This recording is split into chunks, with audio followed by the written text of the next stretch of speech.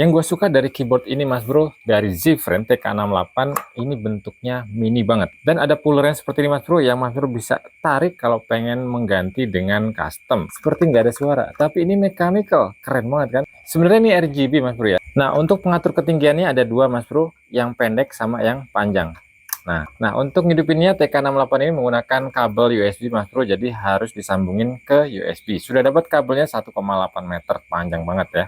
Nah buat teman-teman yang pengen keyboard minimalis tapi kualitas bahannya mantap banget mas bro, ini dia mas bro, Z-Frame TK68. Mumpung masih ada keranjangnya, segera ambil sekarang. Stoknya tinggal 31 ketika video ini dibuat. Jangan sampai kehabisan, ini kualitasnya mantap mas bro, dengan bentuk minimalis yang keren banget. Langsung check out sekarang.